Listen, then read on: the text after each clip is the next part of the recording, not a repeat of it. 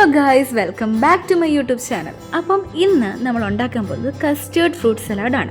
അതിനപ്പം fruits ആയിട്ടുള്ള apple, plum, pomegranate, banana ഇതെല്ലാം നമ്മൾ എടുത്തിട്ടുണ്ട്.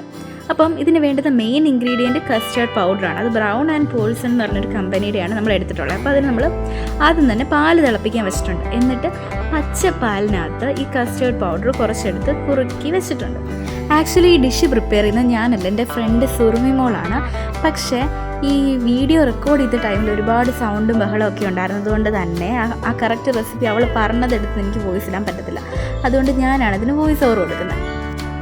ഇനി നമ്മൾ ചെയ്യുന്നത് എന്താണെന്ന് വെച്ചാൽ, ആ പച്ചപ്പാലിനകത്ത് കലക്കി വെച്ച കസ്റ്റേർഡ് പൗഡർ ഇല്ലേ, അത് ഈ പാല് തിളയ്ക്കുമ്പം ആ പാലിനകത്തോട്ട് നമ്മളിത് മിക്സ് ചെയ്ത് കൊടുക്കും. അപ്പോൾ ഇതാ ഈ കാണുന്ന കൺസിസ്റ്റൻസിയിൽ എത്തുമ്പോഴത്തേക്ക് നമ്മൾ ഫ്ലെയിം ഓഫ് ചെയ്യണം.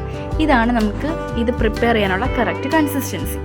അങ്ങനെ അതവിടെ റെഡി ആവുന്ന ഗ്യാപ്പിൽ നമ്മളിവിടെ ഫ്രൂട്ട്സ്, അക്ഷരയാണ് നമ്മുടെ ഫ്രൂട്ട്സ് എല്ലാം നല്ലത് കറക്റ്റ് ഷേപ്പിനാണ് എല്ലാ ഫ്രൂട്ട്സും ടൈം എടുത്ത് കട്ട് ചെയ്ത് നല്ല വൃത്തിയാക്കി വെച്ചിട്ടുണ്ട്.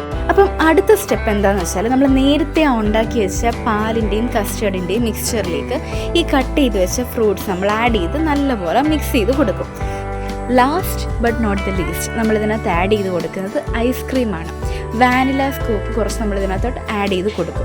എന്നിട്ട് ഇത് നല്ലപോലെ മിക്സ് ചെയ്യും. ചിലർ നമ്മൾ സെർവ് ചെയ്യുന്ന ടൈമിലാണ് ഈ സ്കൂപ്പ് എന്ത് ചെയ്യുന്നത്, അതിന് പുറത്തായിട്ട് വെച്ച് കഴിക്കുന്നത്. പക്ഷെ നമ്മളിത് ഓൾറെഡി അതിനകത്ത് മിക്സ് ചെയ്ത് കൊടുക്കുകയാണ്, നല്ല ഒരു തിക്ക് കൺസിസ്റ്റൻസി കിട്ടാൻ വേണ്ടി.